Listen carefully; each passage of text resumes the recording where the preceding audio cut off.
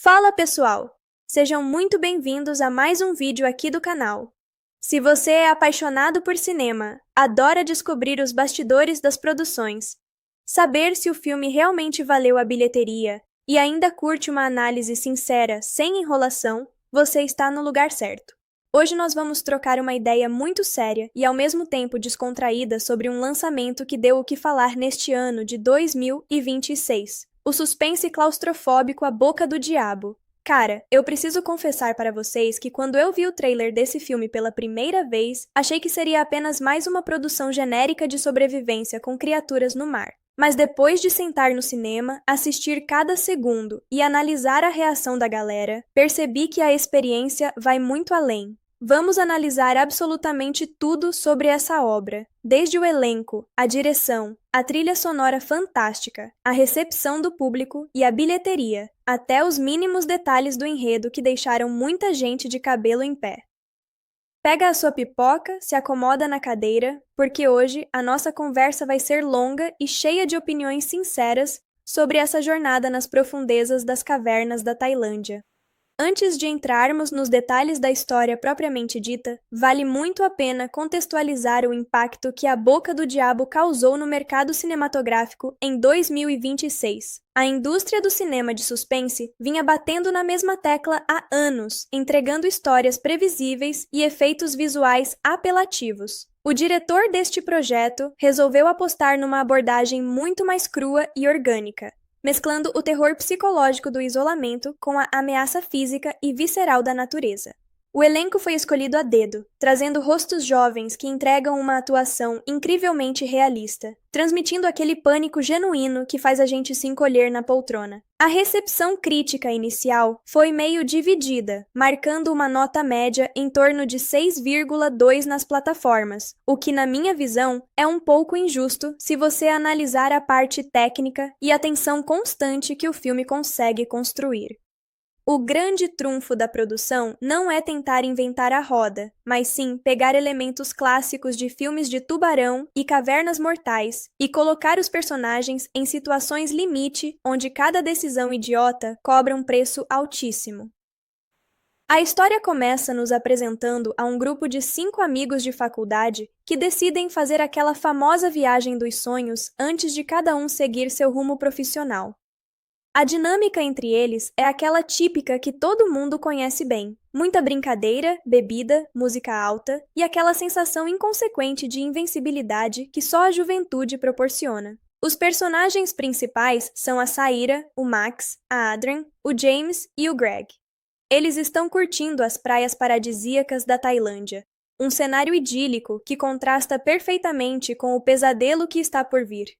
O objetivo principal da viagem é explorar uma atração turística lendária e perigosa da região conhecida como A Boca do Diabo, uma formação rochosa impressionante que esconde um sistema de cavernas submarinas profundas e misteriosas. Só que antes mesmo de chegarem até a caverna, o filme já nos mostra que a irresponsabilidade do grupo vai ser o estopim de todas as desgraças que acontecem mais para frente. Em uma das primeiras cenas na praia, a Saira chama a Max para dar um mergulho no mar aberto. A Max, que já estava totalmente focada em beber e curtir com o resto do pessoal, recusa o convite e manda a Saira ir sozinha, prometendo que ficaria de olho. Esse momento é fundamental para entender a psicologia das duas personagens. Enquanto a Saira vai para a água, o grupo se distrai completamente com o álcool e a conversa alta no barco. Eles simplesmente esquecem que a amiga está no mar e começam a se preparar para partir. Enquanto isso, a Saira se vê cercada por uma nuvem gigantesca de águas-vivas. A tensão dessa cena é absurda, pessoal. A câmera fecha no rosto dela e você consegue sentir o pânico de estar preso na água, sem conseguir nadar para lado nenhum sem ser queimado. Ela começa a gritar desesperadamente, mas o som do motor do barco e a música alta abafam tudo.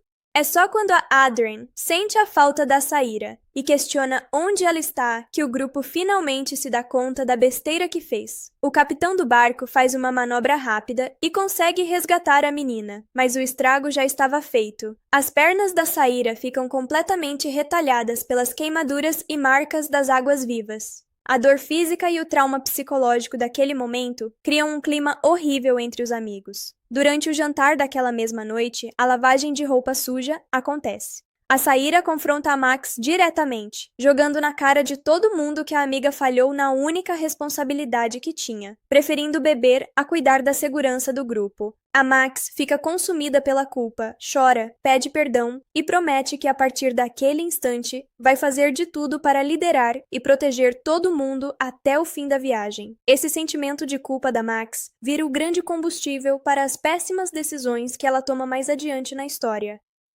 Para tentar espairecer e aliviar o clima pesado, o grupo decide fazer um mergulho protegido por redes de segurança na manhã seguinte. A Saíra, ainda se recuperando dos ferimentos grotescos nas pernas, prefere ficar fora da água observando do deck. Durante o mergulho, a Max sente algo nojento esbarrar no pé dela sob a água. Quando eles puxam o objeto para a superfície, descobrem que é a carcaça mutilada de uma tartaruga marinha, cortada exatamente ao meio com marcas claras de uma dentada colossal. A reação do grupo é de puro horror. Fica evidente que um predador de proporções gigantescas está rondando aquelas águas. A Saíra fica extremamente perturbada com a cena, mas o desejo do grupo de continuar a aventura e explorar a famosa caverna fala mais alto do que o bom senso mais básico de sobrevivência. No dia seguinte, a expedição para a Boca do Diabo finalmente começa. Eles pegam um barco menor e navegam em direção ao complexo de cavernas. Visualmente, a direção de fotografia deu um show nessa sequência. A formação rochosa realmente parece a mandíbula de uma criatura monumental, com estalagmites e estalactites afiadas, que lembram dentes pontiagudos projetados para fora da água.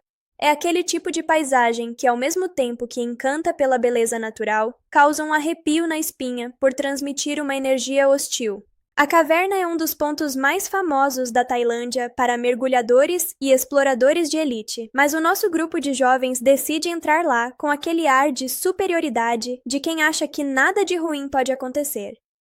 Antes de entrarem na água, eles conhecem um mergulhador profissional chamado Ren, que se oferece para acompanhar a travessia nadando por baixo do grupo para dar suporte técnico.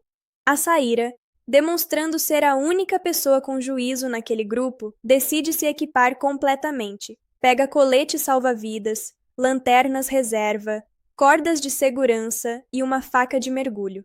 Já os outros 4 amigos, tomados pela arrogância e pela pressa, simplesmente ignoram os equipamentos de proteção e pulam na água apenas com roupas de banho e pequenas lanternas de mão, confiando que a travessia seria rápida e sem complicações. A decisão da Saíra de se precaver é o que mantém a chama da esperança acesa para ela durante todo o resto do filme. Assim que o grupo começa a nadar pelo interior da caverna, a atmosfera muda drasticamente. A iluminação natural vai sumindo aos poucos e a claustrofobia toma conta da tela. Eles começam a tocar nas paredes rochosas e a brincar com a acústica do lugar, ignorando completamente os avisos do guia local, o Matt, que pede insistentemente para que eles respeitem o ambiente e não fiquem mexendo na estrutura da caverna. Pouco tempo depois de se aprofundarem, eles se deparam com um espetáculo macabro: centenas de peixes mortos flutuando na superfície. O Matt explica que aquela parte da caverna recebe uma carga enorme de água doce das nascentes internas. Os peixes marinhos que entraram vindo do oceano não suportaram a mudança de salinidade e morreram sufocados. Esse detalhe do roteiro é genial, porque prepara o terreno para a grande revelação que vem a seguir. Enquanto avançam, a Adrien acaba se machucando feio ao bater a perna em uma das rochas pontiagudas submersas. As pedras daquela caverna são lâminas naturais, e o sangramento dela começa imediatamente a se espalhar pela água limpa. O grupo diminui o ritmo para tentar ajudá-la, e é nesse momento que eles chegam à parte mais impressionante do passeio: uma grande câmara subterrânea onde a água emite um brilho azul bioluminescente maravilhoso devido ao plâncton e à falta de luz solar direta. Parece um cenário de sonho, mas a paz dura pouquíssimo tempo. A Saíra resolve dar um mergulho mais profundo para apreciar o visual e, ao passar a mão pela água, percebe uma densa mancha vermelha subindo do fundo. Aterrorizada, a Saíra volta para a superfície e avisa aos outros que há muito sangue na parte inferior da caverna, temendo que o mergulhador Ren tenha se acidentado. Segundos depois, o capacete e as luvas do Ren flutuam até a superfície. O Matt pega o capacete e, ao olhar no interior do equipamento, encontra um dente colossal preso no material sintético. A palavra tubarão é dita e o pânico se instala instantaneamente. Os jovens começam a questionar como seria possível existir um tubarão em uma caverna de água doce. O Matt explica que existem espécies específicas de tubarões capazes de regular o sistema osmótico e transitar perfeitamente entre água salgada e água doce, tornando aquele predador ainda mais perigoso e adaptável do que um tubarão branco comum. O guia Matt tenta manter a calma e ordena que todos saiam da água e subam nas saliências das rochas imediatamente. Ele decide nadar na frente para tentar encontrar uma saída rápida ou pedir resgate, mas os jovens estão paralisados de medo e se recusam a entrar na água novamente. O Matt segue sozinho, nadando com extrema cautela. Só que o som das remadas e o eco da caverna atraem a besta. Em uma das cenas mais chocantes e bem dirigidas do filme, o tubarão ataca o Matt por baixo. O grito de dor do guia ecoa por toda a caverna subterrânea, gerando um efeito sonoro ensurdecedor que deixa os jovens no topo das rochas completamente apavorados, cientes de que a única pessoa experiente do grupo acabou de ser devorada. Sem o guia e sem saberem para onde ir, os sobreviventes entram em um estado de desespero absoluto. A Adrien, que já estava ferida na perna, começa a perder o equilíbrio na rocha lisa. A estrutura onde ela estava apoiada cede e ela despenca direto na água sangrenta. O cheiro de sangue na água age como um ímã para o predador. O tubarão surge das sombras e ataca com uma ferocidade brutal. No entanto, durante o ataque, o animal acaba ficando preso entre duas colunas de rocha estreitas. O Greg e a Saira assistem a cena horrorizados, sem conseguir fazer nada para salvar a amiga. Vendo o tubarão imobilizado temporariamente, os sobreviventes acham que aquela é a única janela de oportunidade para nadar até o outro lado e tentar escapar. A Adrien, mesmo terrivelmente machucada, tenta nadar desesperadamente em direção às pedras, mas o tubarão força seu corpo muscular contra as paredes de calcário, quebrando a rocha com força bruta e se libertando antes que ela consiga sair da água. Ele arrasta a menina para as profundezas na frente de todo mundo. Restam agora apenas a Saira, a Max e o James. O trauma de ver a amiga ser morta deixa o trio completamente desestabilizado. A Max, tomada por aquele sentimento de culpa que começou no início da viagem, pega o mapa à prova d'água e insiste que eles devem seguir a rota que ela considera correta, assumindo uma liderança autoritária e irracional. A Saira tenta argumentar que o caminho indicado pelo mapa parece perigoso e estreito demais, mas o James decide apoiar a Max, e a Saira é forçada a seguir a maioria para não ficar sozinha na escuridão. Eles decidem escalar um paredão de rochas para tentar passar por cima do nível da água e evitar o predador. O plano parecia inteligente na teoria, mas a estrutura da caverna é extremamente instável. Enquanto o grupo está no meio da escalada, a rocha principal cede e se quebra ao meio com um estrondo ensurdecedor. A Max cai na água e vai parar justamente sobre o dorso do tubarão que nadava logo abaixo. A cena é de um suspense agonizante. A Saira consegue segurar a mão da Max por um fio de cabelo, enquanto o tubarão se movimenta embaixo dos pés da menina. Só que a Max, em um ato imprevisível de pânico e desespero, solta a mão da Saira e se joga na água rasa do outro lado do canal, forçando os outros a pularem atrás dela para não perderem o contato. Eles entram em um trecho da caverna onde o teto é extremamente baixo e o nível da água quase encosta nas rochas. Não há espaço para nadar na superfície e o ar é escasso. Para sobreviver, eles precisam avançar submersos, usando pequenas bolsas de oxigênio que ficam presas nas cavidades do teto da caverna. É uma sequência angustiante, onde cada respiração precisa ser calculada milimetricamente. O tubarão, apesar de grande, consegue se espremer pelos canais inferiores, perseguindo os 3 jovens sem dar um segundo de paz. O clima de claustrofobia atinge o seu pico aqui, mostrando o excelente trabalho de montagem do filme, que alterna entre os rostos desesperados dos atores e a sombra escura do predador deslizando pela água turva. Durante essa travessia sufocante no túnel estreito, o James acaba ficando preso. Uma grande rocha se desloca do teto e desmorona diretamente sobre as pernas dele, prendendo o garoto no fundo do canal. A Syra e a Max tentam de todas as formas levantar a pedra, mas o peso é colossal e o oxigênio deles está acabando rapidamente. O James, percebendo que o tubarão está se aproximando pelo túnel e que tentar salvá-lo vai resultar na morte de todo mundo, faz um gesto emocionante de sacrifício. Ele gesticula para que as 2 garotas sigam em frente e o deixem para trás. As meninas são forçadas a tomar a decisão mais difícil de suas vidas e abandonam o amigo, ouvindo o ataque do tubarão logo em seguida, enquanto nadam desesperadamente para a próxima câmara. Quando a Syra e a Max finalmente emergem em uma parte mais alta e conseguem respirar, a Max desaba em um choro convulsivo.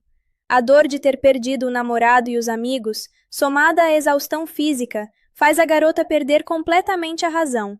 Para piorar a situação, ao olharem ao redor, elas percebem a terrível verdade.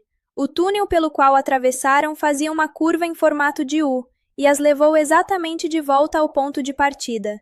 Todo o sacrifício do James, todo o pavor e o sofrimento foram em vão. Elas estão presas no mesmo lugar, mais cansadas, sem equipamentos e com o tubarão ainda mais agressivo rondando a área. Nesse momento, a chave da dinâmica entre as 2 personagens vira completamente. A Syra, que até então estava sendo empurrada pelas decisões dos outros, assume o controle absoluto da situação. Ela esfrega na cara da Max que a falsa liderança e o orgulho dela só serviram para levar o grupo à morte. A Syra impõe que a partir daquele momento, a Max teria que calar a boca e seguir rigorosamente cada instrução que ela desse. A Max, completamente destruída psicologicamente, aceita a submissão e concorda em obedecer. A Syra apaga todas as luzes dos capacetes e lanternas, explicando que o predador é atraído pelo movimento e pela luminosidade na água escura, e que elas teriam que avançar no breu total, guiando-se apenas pelo tato nas paredes da caverna. A caminhada no escuro é uma das cenas mais tensas do cinema recente. O espectador não enxerga quase nada, ouvindo apenas o som da respiração desajeitada das garotas e o barulho da água se movendo. Elas avançam lentamente, mantendo a calma até chegarem a um trecho onde a água volta a ser profunda. O tubarão percebe a presença delas e começa a se aproximar. Sabendo que não teriam chance se fossem atacadas juntas, a Syra toma uma atitude extremamente corajosa. Ela liga a lanterna do seu capacete no brilho máximo e começa a gritar e bater na água, atraindo a atenção da besta para si mesma, para permitir que a Max, que estava muito machucada nos braços, consiga nadar até uma rocha segura. O tubarão avança com velocidade total em direção a Syra. No último milissegundo, a garota retira o capacete luminoso e o arremessa com força diretamente dentro da boca aberta do animal. O predador engole o objeto reluzente e, confuso com a luz e com o plástico rígido na garganta, recua temporariamente para o fundo da caverna. Essa jogada genial dá o tempo necessário para a Syra alcançar a Max. A Max, sangrando bastante nos braços e sem forças, implora para que a Syra não a abandone. A Syra, mostrando uma humanidade e uma lealdade impressionantes, apesar de tudo o que passou, abraça a amiga e garante que de jeito nenhum vai deixá-la para trás, reforçando o laço de amizade que quase tinha sido destruído no início do filme. Explorando a parede rochosa superior, elas encontram uma pequena fenda circular no teto da caverna, por onde entra uma brisa leve de ar puro. A Syra escala as pedras e olha através do buraco. A fenda dá acesso direto para o oceano aberto, na base de um penhasco. Parecia a salvação perfeita, mas havia um problema enorme. A fenda ficava a vários metros de altura em relação ao nível da água interna, e a queda do lado de fora daria direto em rochas afiadas na costa marítima. Se elas pulassem com a maré baixa, seriam esmagadas nas pedras e morreriam do mesmo jeito. A Saira percebe que a única chance de sobrevivência é esperar a maré subir durante a noite, pois o nível da água dentro da caverna subiria o suficiente para encurtar a subida e cobrir as rochas do lado de fora com água profunda. A espera pela maré alta durante a noite é um verdadeiro teste para os nervos de quem está assistindo. O tempo passa devagar, a água fria vai subindo centímetro por centímetro e a escuridão é quase absoluta. O plano elaborado pela Saira é o seguinte: ela subiria primeiro pela fenda, usando o resto da corda de mergulho que tinha guardado no colete. Amarraria uma ponta em uma árvore na superfície externa e a outra ponta no próprio corpo. Em seguida, jogaria a outra extremidade da corda para puxar a Max para cima. Uma vez que as duas estivessem no topo, pulariam juntas no mar aberto e nadariam até a praia mais próxima. Quando o nível da água finalmente atinge a altura ideal, a Saira escala a parede rochosa com uma agilidade impressionante, impulsionada pelo puro instinto de sobrevivência. Ela consegue passar pela fenda apertada e sai na encosta do penhasco do lado de fora. O ar puro da noite e a visão do oceano trazem um alívio momentâneo. Ela corre até uma árvore resistente, amarra a corda com nós duplos de mergulho e joga a outra ponta de volta para dentro da caverna através do buraco, gritando para a Max segurar com firmeza. A Max começa a se puxar para cima com muita dificuldade devido aos ferimentos nos braços. E é exatamente nesse momento que o filme entrega a sua reviravolta mais eletrizante e desesperadora. Quando a Max está no meio do caminho, quase alcançando a fenda, o tubarão gigante salta para fora da água com uma força descomunal e morde as pernas da garota. O peso do predador puxa a Max para baixo com uma violência extrema. Do lado de fora, a corda amarrada na cintura da Saira fica esticada como um cabo de aço. A Saira começa a ser arrastada de costas em direção ao buraco rochoso, com uma velocidade assustadora, correndo o risco iminente de ser puxada para dentro do abismo junto com o tubarão e a amiga. Em uma fração de segundo, vendo que seria esmagada contra a fenda de pedra, a Saira puxa a faca de mergulho que estava presa na sua perna e corta a corda que prendia a Max. O impacto do corte faz a corda chicotear, e a Max é tragada definitivamente para o fundo da caverna pela besta marinha. A Saira desaba no chão da encosta, gravemente ferida, ensanguentada e completamente exausta. Mas ela sabe que ainda não está totalmente a salvo. A maré continuava subindo rapidamente, e a fenda por onde ela saiu ainda era estreita demais para permitir que ela fugisse andando pela encosta íngreme do penhasco. Com uma determinação inacreditável, a Saira decide usar a própria agressividade do tubarão a seu favor. Ela se posiciona na borda interna da fenda de pedra e começa a provocar a criatura que ainda rodeava a área interna por baixo. O tubarão, atraído pelo cheiro do sangue dos ferimentos da Saira e furioso pela presa que perdeu, começa a se projetar repetidamente contra a base rochosa logo abaixo da garota. A cada investida do monstro, a estrutura frágil de calcário da caverna vai se esfarelando e cedendo. A Saira recolhe as pernas no momento exato de cada ataque, fazendo com que o tubarão colida a cabeça com força total contra os pilares de sustentação da abertura. Exausto e gravemente ferido pelos impactos sucessivos contra as rochas afiadas, o predador faz uma última investida desesperada com toda a sua força muscular. A Saira se solta da borda no segundo exato do impacto. A força da colisão faz com que o teto da câmara desmorone completamente sobre o tubarão, esmagando o animal sob toneladas de pedra. O desabamento da estrutura abre finalmente uma enorme cratera no penhasco. O caminho apertado e claustrofóbico, que antes parecia uma armadilha mortal, transforma-se em uma saída ampla e segura. A Saira emerge no topo das rochas no exato momento em que o sol começa a nascer no horizonte. A iluminação dourada da manhã banha o oceano e o rosto da garota, criando um contraste poético maravilhoso com a escuridão terrível da caverna de onde ela acabou de escapar. Ela observa o pôr do sol e o mar aberto com lágrimas nos olhos, misturando a dor indescritível de ter perdido todos os seus amigos com o alívio indescritível de ter sobrevivido ao impossível. A câmera vai se afastando lentamente, mostrando a imensidão da costa tailandesa e a pequenez daquela jovem diante da força avassaladora da natureza. E é assim que termina A Boca do Diabo. Cara, que filme sensacional! A maneira como a história constrói a tensão do começo ao fim, sem precisar recorrer a sustos baratos ou clichês bobos, é algo realmente louvável para o cinema de suspense de 2026. A atuação da atriz principal no papel de Saíra foi simplesmente impecável, entregando uma evolução visceral de uma jovem assustada para uma mulher guiada pelo puro instinto de sobrevivência. Valeu cada centavo do ingresso e cada minuto investido nessa experiência. Se você curtiu esse resumo detalhado e essa análise profunda, não esquece de deixar o seu like maroto aqui embaixo, se inscrever no canal para não perder os próximos vídeos sobre os bastidores e análises de filmes, e deixar o seu comentário dizendo o que você achou do final dessa história. Fala galera, sejam muito bem-vindos de volta ao canal. Se você acompanhou a nossa primeira conversa sobre A Boca do Diabo, já sabe que este filme, de 2026, deu uma chacoalhada gigantesca no gênero de sobrevivência e terror psicológico. Mas hoje, eu quero dar um passo além com vocês. Nós não vamos apenas falar sobre o que acontece na tela, nós vamos dissecá-lo como amantes inveterados do cinema.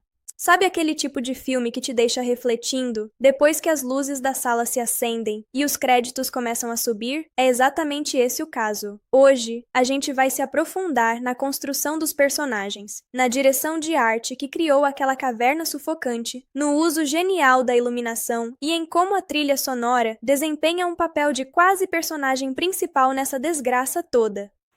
Se você ainda não deixou aquele like no vídeo, faz isso agora mesmo. Se inscreve no canal e vem comigo porque a análise de hoje está recheada de curiosidades de bastidores, teorias de fãs e opiniões bem sinceras sobre as escolhas do diretor.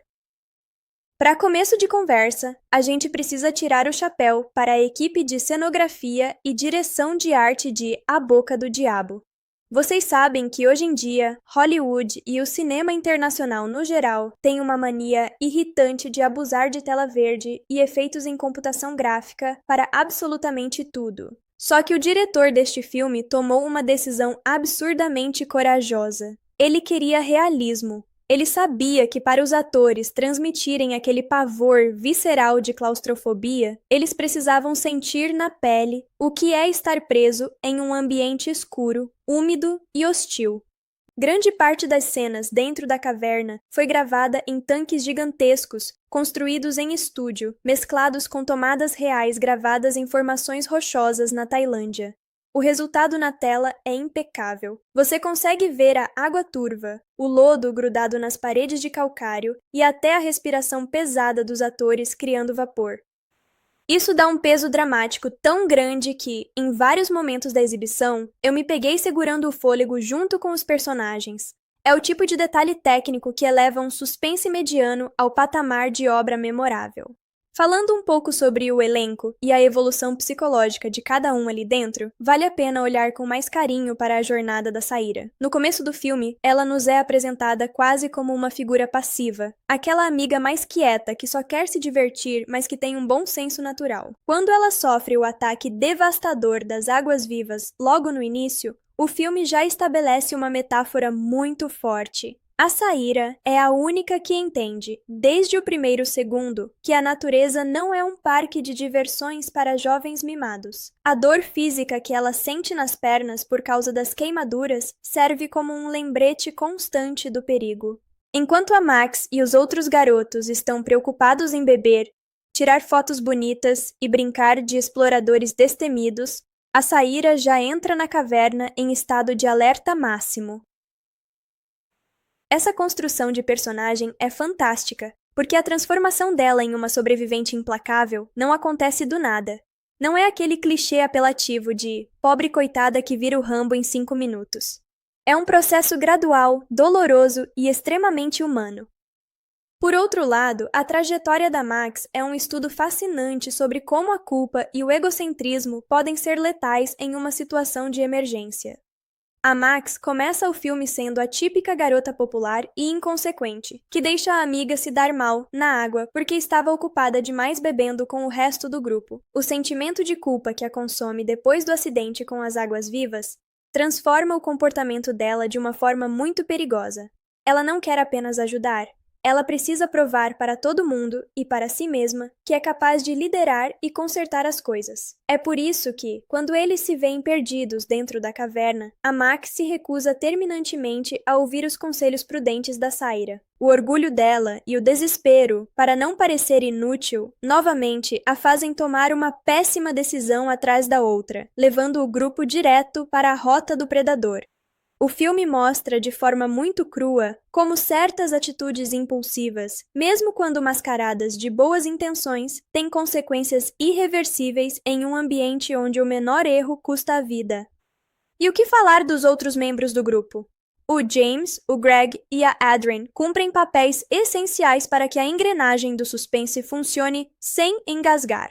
A Adrian representa aquele elemento de tragédia iminente.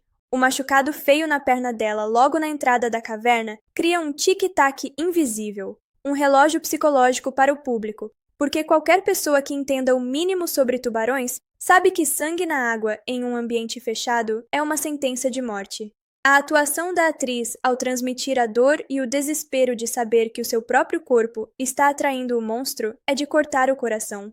Já o Greg traz aquela impulsividade jovem que se choca com a realidade brutal da situação. E o James, cara, o sacrifício do James naquela fenda estreita é, sem dúvidas, um dos pontos altos do filme. A cena foi dirigida de uma maneira tão limpa, focando na troca de olhares sem a necessidade de diálogos melodramáticos longos, que você sente o peso daquele adeus. É uma das poucas vezes em filmes de suspense recentes em que a morte de um personagem não parece gratuita, mas sim um ato heróico de puro amor e desespero para salvar quem ele gostava. Agora, a gente precisa conversar sério sobre a grande estrela dessa palhaçada toda, o tubarão. A escolha de usar uma espécie capaz de sobreviver em água doce foi uma jogada de mestre do roteiro. Historicamente, os filmes de tubarão sempre ficam limitados ao mar aberto ou a praias lotadas. Ao jogar a ameaça para dentro de um sistema de cavernas subterrâneas, o filme elimina qualquer possibilidade de ajuda externa e transforma a criatura em um pesadelo quase claustrofóbico. E o mais legal é que o filme não trata o tubarão como um monstro sobrenatural ou um demônio mutante de filme B. Ele é apresentado como um predador alfa, um animal gigante agindo estritamente por instinto territorial e caça. A parte visual do predador, misturando efeitos práticos com correções pontuais de computação gráfica, dá uma sensação de peso e textura sensacionais. Quando ele se choca contra as rochas ou passa raspando nos personagens, você sente a brutalidade mecânica daquele animal. Outro aspecto técnico que me impressionou demais foi o trabalho de som e a trilha sonora. Em um filme que se passa na maior parte do tempo em ambientes escuros e fechados, a sonoplastia precisa fazer metade do trabalho para manter a plateia no limite do assento. O som da água pingando no teto da caverna, o eco abafado das respirações descontroladas dos atores, o rosnado baixo do deslocamento da água quando o tubarão se aproxima, tudo isso cria uma textura auditiva impecável. A trilha sonora não fica tentando adivinhar onde você deve ter medo com aqueles sustos sonoros estridentes e irritantes que muitas produções baratas usam. Pelo contrário, em momentos de extrema tensão, como quando a Saira e a Max precisam caminhar no escuro total, o filme simplesmente desliga a música e deixa apenas o silêncio perturbador da caverna. Esse uso do silêncio como ferramenta de pavor é algo que poucos diretores sabem fazer com maestria hoje em dia. Falando sobre a recepção do público e a bilheteria, A Boca do Diabo teve uma trajetória muito curiosa nos cinemas em 2026. Quando lançou, a nota inicial de 6,2 em agregadores de avaliação deixou muita gente com o pé atrás. Muitos críticos mais conservadores reclamaram que o ritmo do filme é meio errático, alternando momentos de calmaria absoluta com explosões de violência e correria desesperada. Só que, na minha humilde opinião, esse ritmo errático é justamente o maior trunfo da narrativa. A vida real numa situação de sobrevivência não é uma linha reta constante. É exatamente assim. horas de tensão silenciosa, angústia e incerteza, seguidas por segundos de puro caos, onde você precisa tomar decisões de vida ou morte sem tempo para pensar. O público do Boca a Boca percebeu isso rapidamente, e o filme acabou performando absurdamente bem nas bilheterias mundiais, superando com facilidade as expectativas dos estúdios e provando que o público ainda ama um bom suspense bem feito. É fascinante notar também como o filme trabalha a transição de cores e luzes ao longo da narrativa. A história começa num ambiente solar, vibrante, com praias paradisíacas e águas cristalinas na Tailândia, transmitindo uma ilusão de liberdade e diversão sem fim. À medida que o grupo se aproxima da caverna, a paleta de cores vai ficando mais fria, desbotada e escura. Dentro do complexo rochoso, a única iluminação vem das lanternas dos capacetes e daquela cena mágica da bioluminescência azul. Essa cena da bioluminescência, aliás, é um espetáculo à parte. Ela serve como um último respiro poético e visualmente belo antes de o inferno desabar de vez. É aquele momento em que a natureza mostra sua face mais deslumbrante e logo em seguida engole os personagens na sua face mais cruel e impiedosa. A sequência final, em que a Saíra usa a própria força destrutiva do tubarão para quebrar a estrutura da caverna e abrir uma saída, gerou intensas discussões entre os fãs de cinema. Algumas pessoas acharam a cena um pouco exagerada do ponto de vista da física, argumentando que uma pessoa gravemente ferida e exausta não teria forças para raciocinar e executar um plano tão arriscado. Eu discordo totalmente dessa visão pessimista. Quando o ser humano se vê acuado em uma situação limite de vida ou morte, a quantidade de adrenalina injetada na corrente sanguínea é capaz de fazer pessoas comuns realizarem feitos inacreditáveis. O roteiro deixa muito claro que a Saíra não estava lutando por glória ou heróis. Ela estava movida pela pura e simples recusa em morrer naquele buraco escuro, depois de ter visto todos os seus amigos serem destruídos.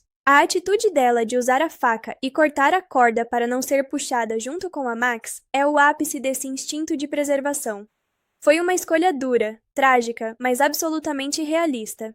No fim das contas, A Boca do Diabo se consolida como uma das surpresas mais gratas do cinema de suspense de 2026. Ele consegue entregar tudo o que um fã do gênero procura: tensão constante, atuações convincentes, efeitos visuais e práticos de altíssimo nível e uma mensagem nas entrelinhas sobre o respeito que devemos ter diante do desconhecido e da força implacável da natureza. Se você achava que não havia mais nada de novo para ser feito em filmes sobre predadores marinhos e cavernas mortais, essa produção veio para provar que uma boa direção e um roteiro bem amarrado podem transformar uma premissa simples em um verdadeiro clássico do entretenimento moderno. E aí, o que você achou dessa análise mais detalhada da parte 2? Ficou com vontade de reassistir ao filme com esse olhar mais atento aos detalhes técnicos e psicológicos? Deixe a sua opinião sincera aqui nos comentários, porque eu adoro ler e responder todo mundo. Não esquece de compartilhar esse vídeo com aquele seu amigo que ama um filme de suspense de rolar as unhas. E claro, garante a sua inscrição no canal para não perder os próximos conteúdos que estamos preparando com muito carinho. O negócio é muito mais profundo. Nas partes anteriores, a gente destrinchou toda a trama do filme e fez uma varredura completa nos aspectos técnicos e na psicologia dos personagens. Mas hoje, meus amigos, nós vamos abrir espaço para algo que eu particularmente amo fazer no cinema: teoria de fãs, simbologias escondidas, metáforas narrativas e aquela fofoca de bastidores que muda completamente a forma como a gente enxerga a obra. Pega mais um café, ajeita o fone de ouvido e vem comigo, porque o papo de hoje vai deixar a sua mente dando nós.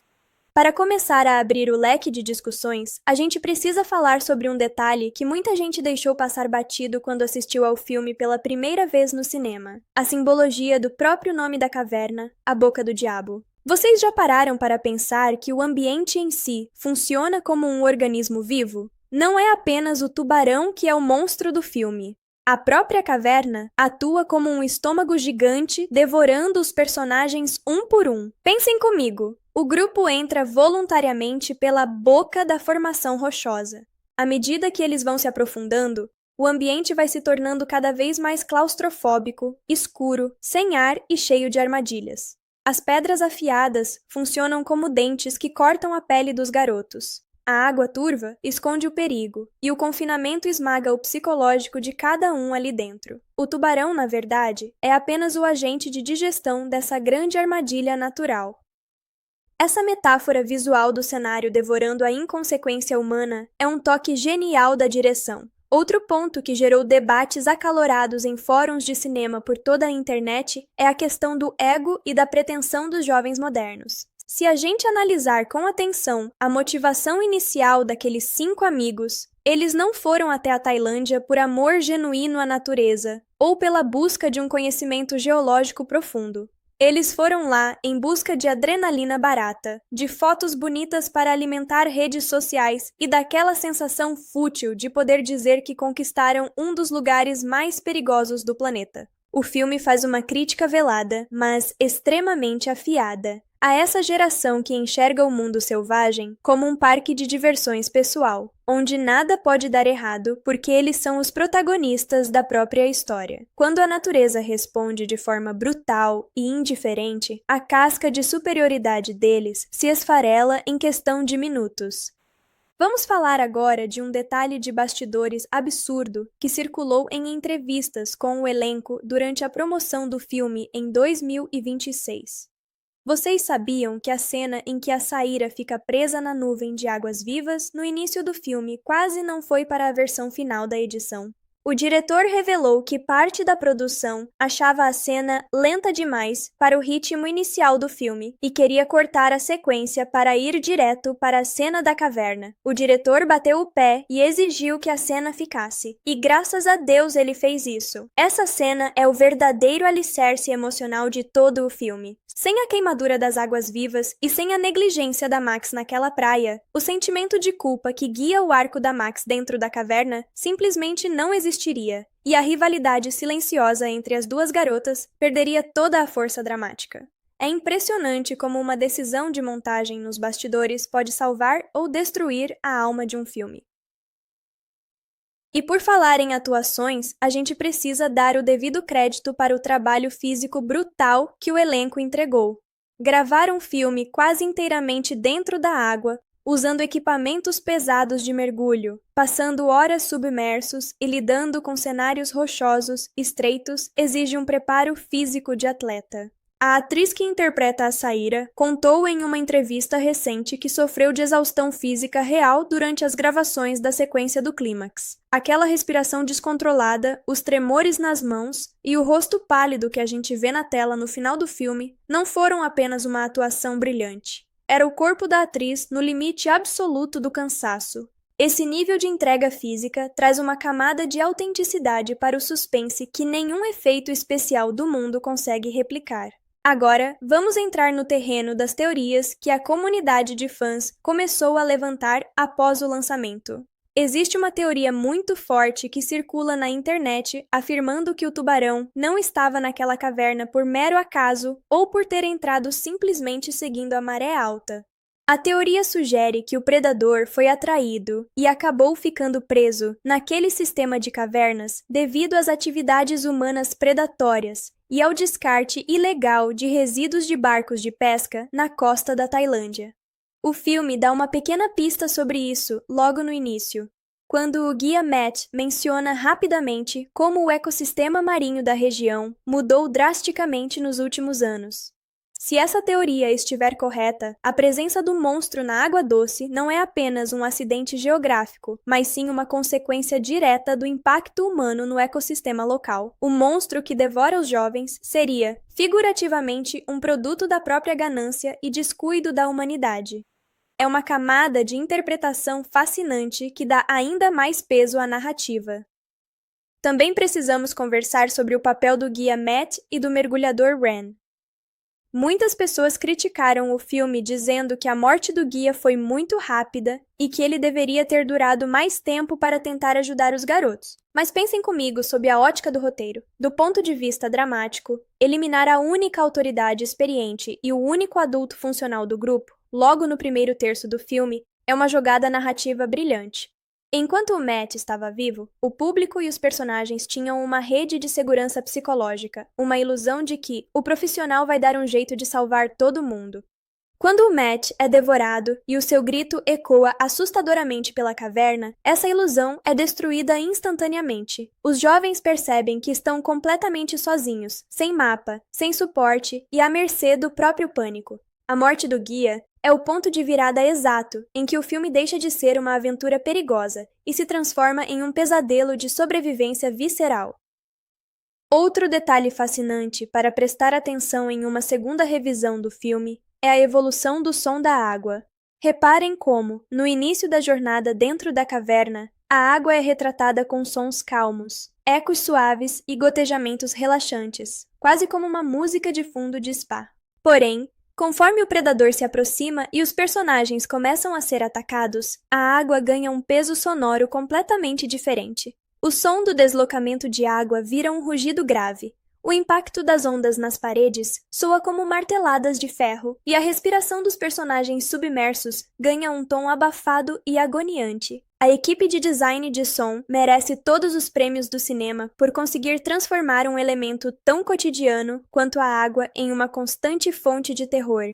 E o que dizer daquela cena icônica em que a Saíra precisa cortar a corda e deixar a Max ser levada pelo tubarão? Essa é, sem dúvidas, uma das tomadas mais polêmicas e moralmente cinzentas do cinema recente. Nas redes sociais, vi muita gente debatendo se a Saíra agiu com frieza excessiva ou se ela fez o que qualquer ser humano são faria naquela situação. Na minha visão, essa cena é brilhante justamente porque recusa o clichê do heroísmo limpinho de Hollywood. Em uma situação real de vida ou morte, quando a física e a força bruta de um predador de 2 toneladas estão te puxando para um abismo de rochas, a escolha não é entre salvar a amiga ou não. A escolha é entre morrer uma pessoa ou morrerem 2. Ao cortar a corda, a Saíra faz uma escolha trágica, mas profundamente pragmática. Ela carrega a dor daquela decisão no olhar até a última cena do filme, mostrando que ela sobreviveu fisicamente, mas uma parte da sua inocência morreu presa naquela caverna para sempre. A recepção do filme, ao longo dos meses, após a sua estreia em 2026, também mostrou como a opinião do público pode amadurecer. O filme, que começou com notas medianas, rapidamente ganhou o status de cult entre os amantes de suspense e de sobrevivência. As pessoas começaram a notar a inteligência da direção, o uso consciente de efeitos práticos em vez de CGF grotesco e a coragem de entregar um final melancólico e realista, sem aquele reencontro feliz e mastigado no hospital, com sirenes de resgate tocando ao fundo. A última imagem da Saíra sozinha, machucada, encarando o mar sob a luz do amanhecer é um dos quadros mais bonitos e tristes do cinema deste ano. No fim das contas, A Boca do Diabo se provou ser muito mais do que um simples filme de monstros ou um passatempo passageiro. É um estudo tenso sobre limites humanos, culpa, ego, o instinto primitivo de preservação e a pequenez da nossa espécie diante da grandiosidade e da violência do mundo natural. Foi um verdadeiro prazer debruçar sobre essa obra com vocês aqui no canal ao longo dessas análises. Se você curtiu esse mergulho profundo na parte 3, nas teorias e nos detalhes de bastidores, não esquece de deixar aquele like fortalecedor no vídeo. Inscreva-se no canal para continuar acompanhando nossos papos sobre o melhor do cinema. Compartilhe com seus amigos que adoram debater teorias de filmes e deixa aqui nos comentários. Você teria coragem de cortar a corda na situação da Saíra? Se você acompanhou até aqui as nossas conversas anteriores, já sabe que nós dissecamos a trama, analisamos o ritmo, a psicologia dos personagens, a riqueza dos bastidores e até as metáforas mais sombrias por trás da produção. Mas hoje, a nossa missão é ainda mais empolgante. Nós vamos fazer uma autópsia completa da linguagem cinematográfica de A Boca do Diabo, comparando a obra com outros clássicos lendários do gênero de suspense e sobrevivência, analisando a fotografia aquática do filme sob uma ótica quase poética e debatendo as escolhas de direção que transformaram essa história em um pesadelo tão visceral. Então já sabe, né? Deixa o seu like para fortalecer o canal, se acomoda na sua cadeira preferida e vem comigo nessa jornada. Para a gente começar com o pé direito nesta análise, é impossível assistir a Boca do Diabo sem lembrar instantaneamente do impacto cultural que filmes como Tubarão do Steven Spielberg ou O Abismo do Medo do Neil Marshall causaram em suas respectivas épocas. Só que o grande mérito do diretor em 2026 foi saber exatamente como beber dessas fontes sem entregar uma cópia barata. Pensem comigo, no clássico de Spielberg, o terror vinha da imensidão assustadora do oceano aberto, daquela sensação de que o perigo pode vir de qualquer direção abaixo da superfície sem que a gente consiga ver. Já em O Abismo do Medo, o pânico vinha do confinamento total nas trevas de uma caverna sem saída. O que A Boca do Diabo faz de tão genial é fundir essas duas fobias primordiais em um único pesadelo. Você tem a dor sufocante do espaço apertado e a falta de ar da caverna combinadas com a presença constante de um predador colossal que domina aquele meio aquático muito melhor do que qualquer ser humano. Essa fusão de medos cria uma claustrofobia dupla que sufoca o espectador de uma forma quase física.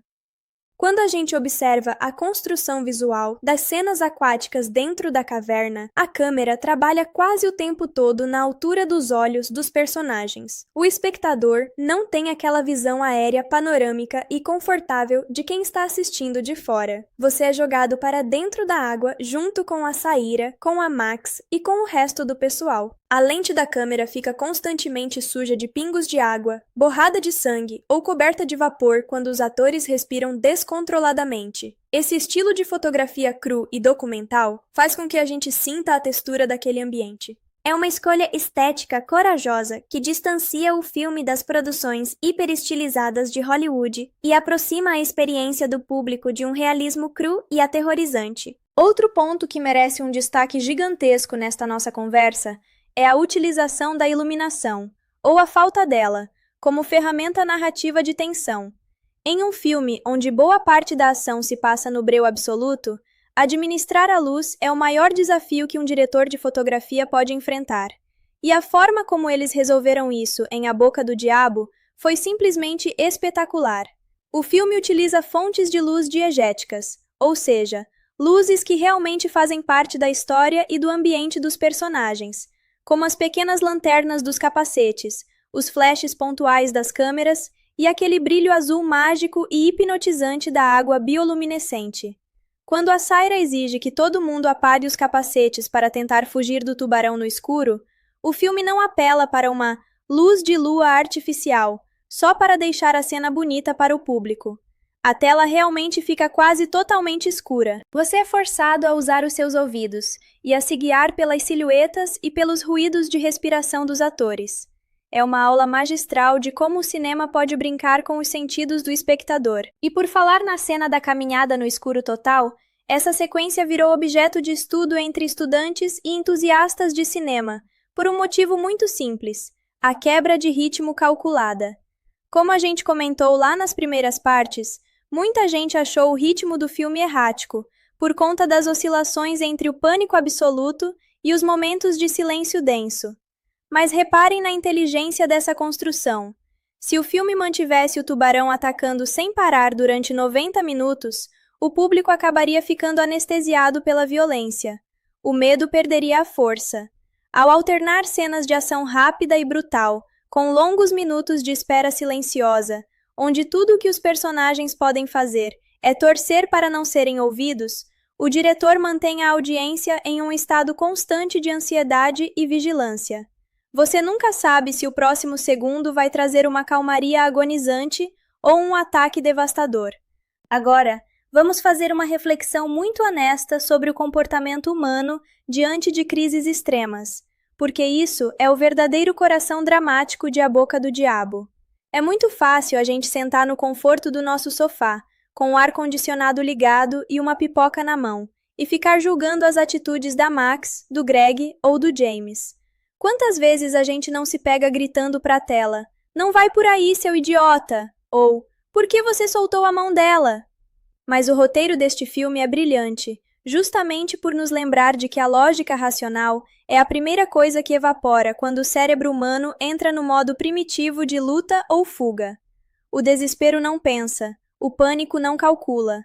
A tentativa desesperada da Max de manter o controle e liderar o grupo para fora da caverna, mesmo tomando os piores caminhos possíveis, nada mais é do que uma resposta neurológica de alguém que não consegue aceitar a própria mortalidade e o peso da culpa. Em contrapartida, a figura da Saira se consolida como uma das melhores representações de sobrevivente do cinema contemporâneo.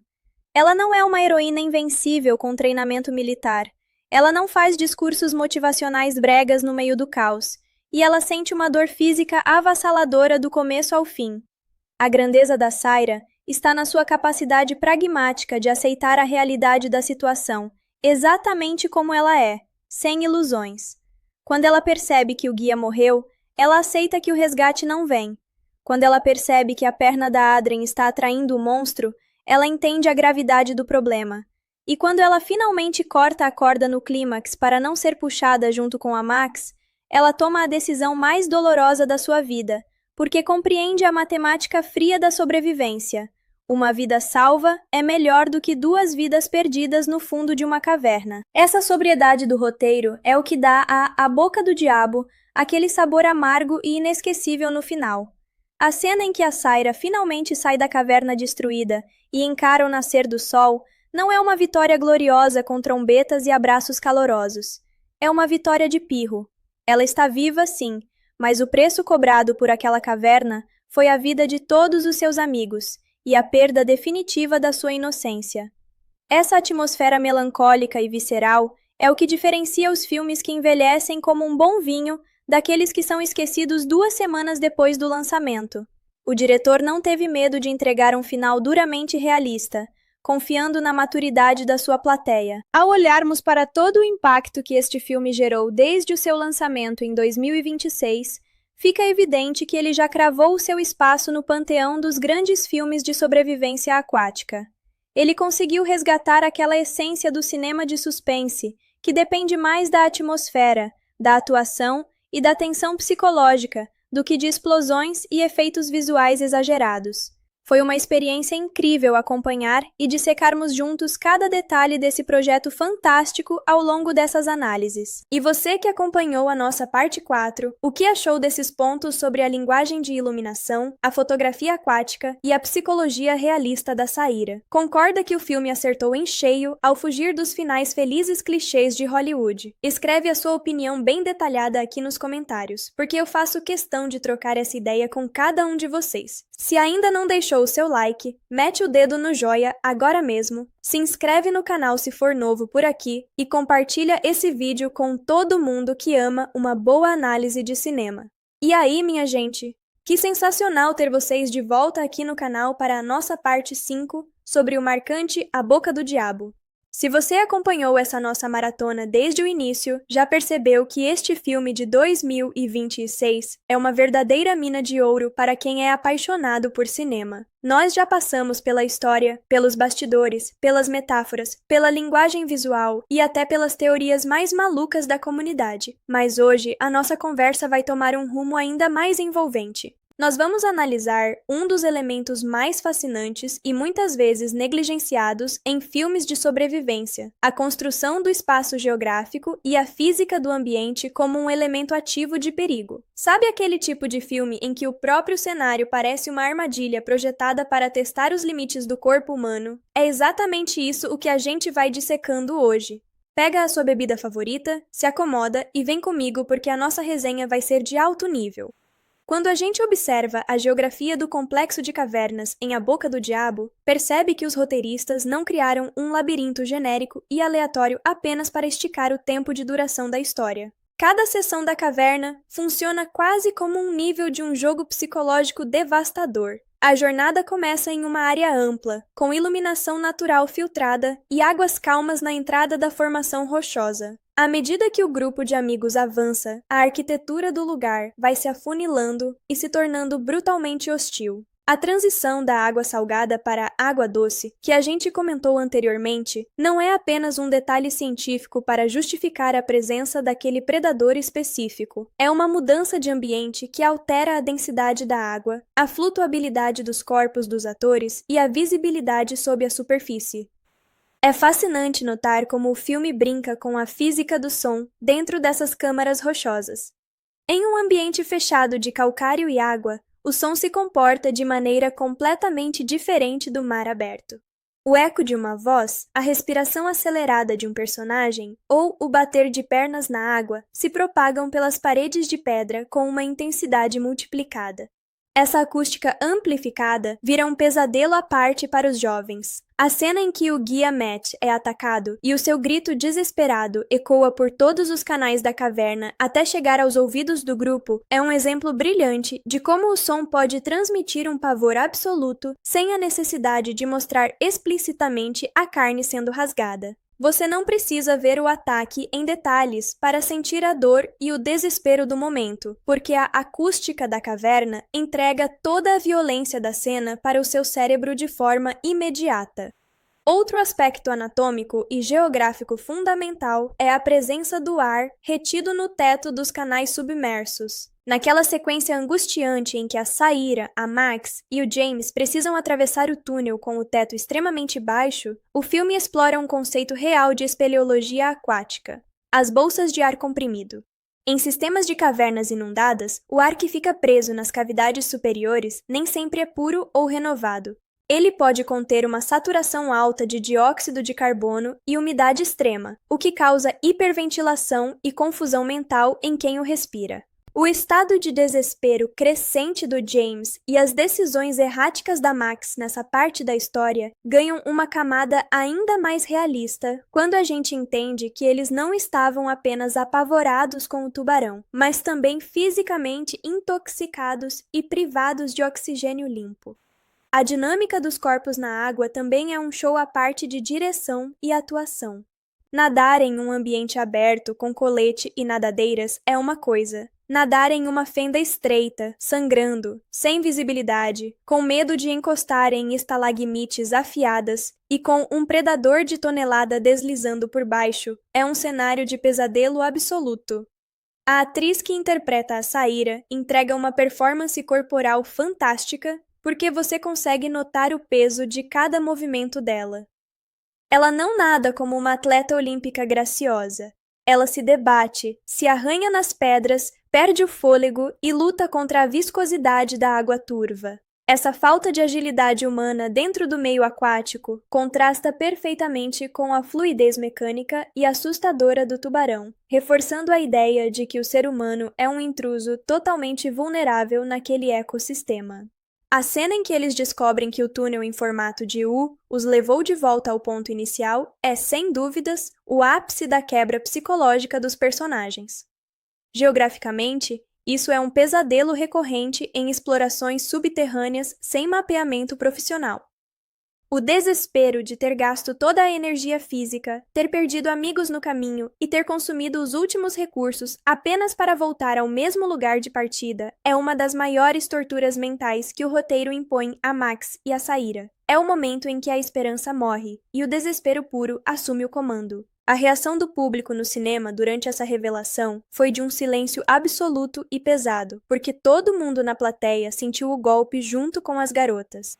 E por falar em escolhas dramáticas de roteiro, a forma como a Saira usa a faca e o colete no terço final do filme demonstra um crescimento de maturidade que fecha o arco da personagem com chave de ouro. Ela começa a viagem sendo a garota previdente que trouxe o equipamento que todo mundo debochou. No final, esse mesmo equipamento é o que permite que ela elabore o plano final contra a criatura. O filme não apela para soluções mágicas ou milagres caídos do céu. Tudo o que a Saira usa para sobreviver estava presente na história desde o primeiro ato. Esse cuidado com a continuidade das ferramentas e das pistas narrativas mostra um respeito enorme dos roteiristas pela inteligência de quem está assistindo. Ao olharmos para a trajetória de A Boca do Diabo até aqui, fica claro que a força da obra reside nessa atenção meticulosa aos detalhes do ambiente, da física e do comportamento humano real sob estresse extremo. É um filme que não se apoia em muletas de roteiro e que faz questão de construir a sua tensão, tijolo por tijolo, pedra por pedra, até a sua conclusão devastadora. O que você achou dessa nossa análise focado na geografia da caverna e na física do ambiente na parte 5? também sentiu essa sensação de claustrofobia quase física nas cenas do túnel? Deixa o seu comentário aqui embaixo com as suas impressões, deixa aquele like reforçado para apoiar o canal, se inscreve para não perder a nossa caminhada e compartilha este vídeo com quem é apaixonado pela sétima arte. É uma obra que se desdobra em 1000 camadas quanto mais a gente analisa. Já falamos de bastidores, de claustrofobia, da física da caverna e da psicologia de cada um daqueles jovens. Mas hoje, meus amigos, nós vamos entrar em uma discussão que deu o que falar nos podcasts de cinema e nas redes sociais. O paralelo entre a ganância do turismo predatório e a vingança silenciosa da natureza. Pega o seu fone de ouvido, se acomoda e vem comigo, porque a nossa conversa de hoje vai expandir a forma como você enxerga essa história. Para começo de conversa, a gente precisa olhar com uma lupa para a forma como o filme retrata o turismo na Tailândia e em outros destinos paradisíacos pelo mundo. Quantas e quantas vezes a gente não vê lugares de uma beleza natural, intocada e perigosa sendo transformados em parques de diversão de massa para turistas em busca da foto perfeita? O início de A Boca do Diabo estabelece isso de forma cirúrgica. Aquela formação rochosa impressionante, com estalagmites que parecem dentes de um monstro, atrai milhares de exploradores amadores todos os anos. As agências locais vendem a ideia de que o lugar é totalmente seguro e uma experiência imperdível de aventura, mascarando o fato de que aquele é um ecossistema selvagem, instável e imprevisível. O grupo de amigos composto pela Saira, Max, Adrien, James e Greg é a síntese perfeita dessa juventude acostumada a consumir experiências como se fossem produtos de prateleira. Eles chegam na caverna achando que estão pagando por um espetáculo controlado, onde a natureza tem o dever de ser boazinha e obedecer aos limites de segurança de um parque aquático. Quando o guia Matt tenta alertá-los sobre a fragilidade das rochas e pede para que não toquem em nada, o descaso dos jovens é imediato. Essa postura de pretensão e desrespeito é o verdadeiro erro trágico da história. O filme deixa claro que a tragédia que se segue não é uma punição divina ou uma maldição, mas sim a resposta inevitável de um ambiente que foi invadido, cutucado e desrespeitado além da conta. Essa tensão entre o turismo irresponsável e a força bruta do mundo selvagem ganha contornos ainda mais fascinantes quando a gente analisa a figura do tubarão. Como conversamos lá nas primeiras partes, o animal não é apresentado como um monstro de filme B, com intenções malignas ou sede de sangue gratuita. Ele é um predador alfa no topo da cadeia alimentar, agindo estritamente por instinto e por defesa de território. Quando os jovens entram na caverna sangrando e fazendo barulho desnecessário, eles acionam todos os gatilhos anatômicos de caça do animal. A brutalidade dos ataques na tela nos lembra de uma verdade incômoda que a sociedade moderna adora esquecer. Na cadeia alimentar da natureza, longe da civilização e da tecnologia, o ser humano é uma presa frágil, lenta e absurdamente vulnerável. Outro elemento de roteiro que vale muito a pena destacar nesta nossa análise é o papel do isolamento tecnológico.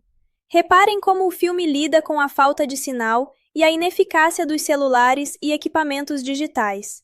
Hoje em dia, a gente vive tão acostumado a ter um smartphone no bolso para chamar socorro ou pedir um resgate com o toque de um botão, que a simples ideia de estar incomunicável em um buraco de pedra gera um pavor imediato. A cena em que eles percebem que as baterias das poucas lanternas e câmeras estão acabando e que nenhum sinal de rádio consegue atravessar as paredes espessas de calcário, marca a queda definitiva de todas as muletas do mundo moderno. Eles são jogados de volta à Idade da Pedra, onde as únicas ferramentas para manter a vida são a força física, a astúcia e a capacidade de manter a calma no escuro. A evolução da amizade entre a Saira e a Max, dentro desse contexto de isolamento, é de uma riqueza dramática absurda. No início, nós temos duas garotas conectadas pela superficialidade do convívio social e das festas. Conforme a morte vai ceifando um por um dos seus companheiros, a máscara das aparências cai por completo. O conflito entre o desejo da Max de provar que era a líder capaz e a sabedoria prática da Saira em focar apenas no que era realista cria um atrito doloroso, mas profundamente humano. Antes de entrarem na água, eles conhecem um mergulhador profissional chamado Ren, que se oferece para acompanhar a travessia nadando por baixo do grupo para dar suporte técnico. A Saíra, demonstrando ser a única pessoa com juízo naquele grupo, decide se equipar completamente. Pega colete salva-vidas, lanternas reserva, cordas de segurança e uma faca de mergulho. Já os outros 4 amigos, tomados pela arrogância e pela pressa, simplesmente ignoram os equipamentos de proteção e pulam na água apenas com roupas de banho e pequenas lanternas de mão, confiando que a travessia seria rápida e sem complicações. A decisão da Saíra de se precaver é o que mantém a chama da esperança acesa para ela durante todo o resto do filme. Assim que o grupo começa a nadar pelo interior da caverna, a atmosfera muda drasticamente. A iluminação natural vai sumindo aos poucos e a claustrofobia toma conta da tela. Eles começam a tocar nas paredes rochosas e a brincar com a acústica do lugar, ignorando completamente os avisos do guia local, o Matt, que pede insistentemente para que eles respeitem o ambiente e não fiquem mexendo na estrutura da caverna. Pouco tempo depois de se aprofundarem, eles se deparam com um espetáculo macabro. Centenas de peixes mortos flutuando na superfície. O Matt explica que aquela parte da caverna recebe uma carga enorme de água doce das nascentes internas. Os peixes marinhos que entraram vindo do oceano não suportaram a mudança de salinidade e morreram sufocados. Esse detalhe do roteiro é genial, porque prepara o terreno para a grande revelação que vem a seguir. Enquanto avançam, a Adrien acaba se machucando feio ao bater a perna em uma das rochas pontiagudas submersas. As pedras daquela caverna são lâminas naturais, e o sangramento dela começa imediatamente a se espalhar pela água limpa. O grupo diminui o ritmo para tentar ajudá-la, e é nesse momento que eles chegam à parte mais impressionante do passeio. Uma grande câmara subterrânea onde a água emite um brilho azul bioluminescente maravilhoso devido ao plâncton e à falta de luz solar direta. Parece um cenário de sonho, mas a paz dura pouquíssimo tempo. A Saíra resolve dar um mergulho mais profundo para apreciar o visual e, ao passar a mão pela água, percebe uma densa mancha vermelha subindo do fundo. Aterrorizada, a Saíra volta para a superfície e avisa aos outros que há muito sangue na parte inferior da caverna, temendo que o mergulhador Ren tenha se acidentado. Segundos depois, o capacete e as luvas do Ren flutuam até a superfície. O Matt pega o capacete e, ao olhar no interior do equipamento, encontra um dente colossal preso no material sintético. A palavra tubarão é dita e o pânico se instala instantaneamente. Os jovens começam a questionar como seria possível existir um tubarão em uma caverna de água doce. O Matt explica que existem espécies específicas de tubarões capazes de regular o sistema osmótico e transitar perfeitamente entre água salgada e água doce, tornando aquele predador ainda mais perigoso e adaptável do que um tubarão branco comum. O guia Matt tenta manter a calma e ordena que todos saiam da água e subam nas saliências das rochas imediatamente. Ele decide nadar na frente para tentar encontrar uma saída rápida ou pedir resgate, mas os jovens estão paralisados de medo e se recusam a entrar na água novamente. O Matt segue sozinho, nadando com extrema cautela. Só que o som das remadas e o eco da caverna atraem a besta. Em uma das cenas mais chocantes e bem dirigidas do filme, o tubarão ataca o Matt por baixo. O grito de dor do guia ecoa por toda a caverna subterrânea, gerando um efeito sonoro ensurdecedor que deixa os jovens no topo das rochas completamente apavorados, cientes de que a única pessoa experiente do grupo acabou de ser devorada. Sem o guia e sem saberem para onde ir, os sobreviventes entram em um estado de desespero absoluto. A Adrien, que já estava ferida na perna, começa a perder o equilíbrio na rocha lisa. A estrutura onde ela estava apoiada cede e ela despenca direto na água sangrenta. O cheiro de sangue na água age como um ímã para o predador. O tubarão surge das sombras e ataca com uma ferocidade brutal. No entanto, durante o ataque, o animal acaba ficando preso entre duas colunas de rocha estreitas. O Greg e a Saira assistem à cena horrorizados, sem conseguir fazer nada para salvar a amiga. Vendo o tubarão imobilizado temporariamente, os sobreviventes acham que aquela é a única janela de oportunidade para nadar até o outro lado e tentar escapar. A Adrien, mesmo terrivelmente machucada, tenta nadar desesperadamente em direção às pedras, mas o tubarão força seu corpo muscular contra as paredes de calcário, quebrando a rocha com força bruta e se libertando antes que ela consiga sair da água. Ele arrasta a menina para as profundezas na frente de todo mundo. Restam agora apenas a Saira, a Max e o James. O trauma de ver a amiga ser morta deixa o trio completamente desestabilizado. A Max, tomada por aquele sentimento de culpa que começou no início da viagem, pega o mapa à prova d'água e insiste que eles devem seguir a rota que ela considera correta, assumindo uma liderança autoritária e irracional. A Saira tenta argumentar que o caminho indicado pelo mapa parece perigoso e estreito demais, mas o James decide apoiar a Max, e a Saira é forçada a seguir a maioria para não ficar sozinha na escuridão. Eles decidem escalar um paredão de rochas para tentar passar por cima do nível da água e evitar o predador. O plano parecia inteligente na teoria, mas a estrutura da caverna é extremamente instável. Enquanto o grupo está no meio da escalada, a rocha principal cede e se quebra ao meio com um estrondo ensurdecedor. A Max cai na água e vai parar justamente sobre o dorso do tubarão, que nadava logo abaixo. A cena é de um suspense agonizante. A Saira consegue segurar a mão da Max por um fio de cabelo, enquanto o tubarão se movimenta embaixo dos pés da menina. Só que a Max, em um ato imprevisível de pânico e desespero, solta a mão da Saira e se joga na água rasa do outro lado do canal, forçando os outros a pularem atrás dela para não perderem o contato. Eles entram em um trecho da caverna onde o teto é extremamente baixo e o nível da água quase encosta nas rochas. Não há espaço para nadar na superfície e o ar é escasso.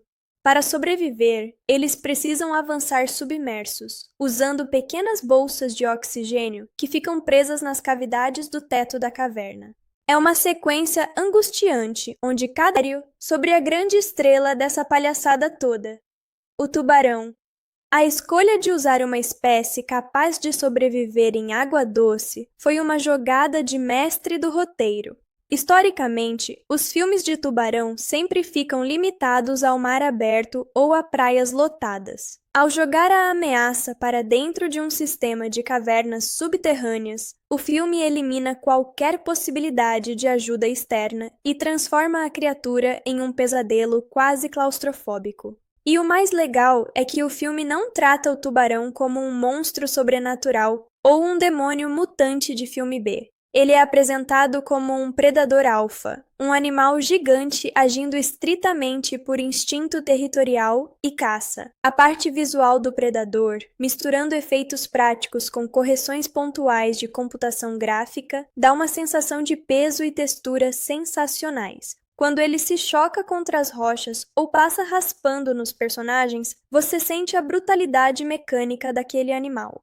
Outro aspecto técnico que me impressionou demais foi o trabalho de som e a trilha sonora. Em um filme que se passa na maior parte do tempo em ambientes escuros e fechados, a sonoplastia precisa fazer metade do trabalho para manter a plateia no limite do assento. O som da água pingando no teto da caverna, o eco abafado das respirações descontroladas dos atores, o rosnado baixo do deslocamento da água quando o tubarão se aproxima, tudo isso cria uma textura auditiva impecável. A trilha sonora não fica tentando adivinhar onde você deve ter medo com aqueles sustos sonoros estridentes e irritantes que muitas produções baratas usam. Pelo contrário, em momentos de extrema tensão, como quando a Saíra e a Max precisam caminhar no escuro total, o filme simplesmente desliga a música e deixa apenas o silêncio perturbador da caverna. Esse uso do silêncio como ferramenta de pavor é algo que poucos diretores sabem fazer com maestria hoje em dia. Falando sobre a recepção do público e a bilheteria, A Boca do Diabo teve uma trajetória muito curiosa nos cinemas em 2026. Quando lançou, a nota inicial de 6,2 em agregadores de avaliação deixou muita gente com o pé atrás. Muitos críticos mais conservadores reclamaram que o ritmo do filme é meio errático, alternando momentos de calmaria absoluta com explosões de violência e correria desesperada. Só que, na minha humilde opinião, esse ritmo errático é justamente o maior trunfo da narrativa. A vida real numa situação de sobrevivência não é uma linha reta constante.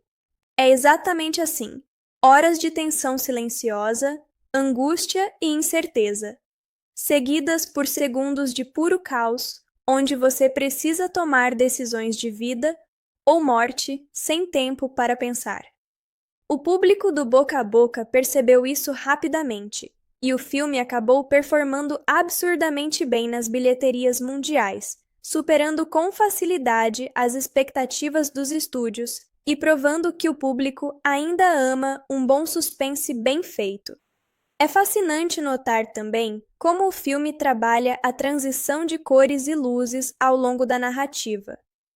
A história começa num ambiente solar, vibrante, com praias paradisíacas e águas cristalinas na Tailândia, transmitindo uma ilusão de liberdade e diversão sem fim. À medida que o grupo se aproxima da caverna, a paleta de cores vai ficando mais fria, desbotada e escura. Dentro do complexo rochoso, a única iluminação vem das lanternas dos capacetes e daquela cena mágica da bioluminescência azul.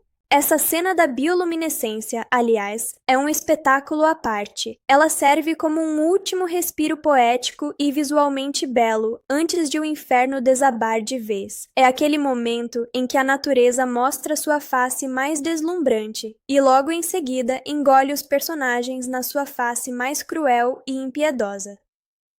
A sequência final, em que a Saíra usa a própria força destrutiva do tubarão para quebrar a estrutura da caverna e abrir uma saída, gerou intensas discussões entre os fãs de cinema. Algumas pessoas acharam a cena um pouco exagerada do ponto de vista da física, argumentando que uma pessoa gravemente ferida e exausta não teria forças para raciocinar e executar um plano tão arriscado. Eu discordo totalmente dessa visão pessimista. Quando o ser humano se vê acuado em uma situação limite de vida ou morte, a quantidade de adrenalina injetada na corrente sanguínea é capaz de fazer pessoas comuns realizarem feitos inacreditáveis. O roteiro deixa muito claro que a Saíra não estava lutando por glória ou heróis. Ela estava movida pela pura e simples recusa em morrer naquele buraco escuro, depois de ter visto todos os seus amigos serem destruídos. A atitude dela de usar a faca e cortar a corda para não ser puxada junto com a Max é o ápice desse instinto de preservação. Foi uma escolha dura, trágica, mas absolutamente realista. No fim das contas, A Boca do Diabo se consolida como uma das surpresas mais gratas do cinema de suspense de 2026. Ele consegue entregar tudo o que um fã do gênero procura: tensão constante, atuações convincentes, efeitos visuais e práticos de altíssimo nível e uma mensagem nas entrelinhas sobre o respeito que devemos ter diante do desconhecido e da força implacável da natureza. Se você achava que não havia mais nada de novo para ser feito em filmes sobre predadores marinhos e cavernas mortais, essa produção veio para provar que uma boa direção e um roteiro bem amarrado podem transformar uma premissa simples em um verdadeiro clássico do entretenimento moderno. E aí, o que você achou dessa análise mais detalhada da parte 2? Ficou com vontade de reassistir ao filme com esse olhar mais atento aos detalhes técnicos e psicológicos? Deixe a sua opinião sincera aqui nos comentários.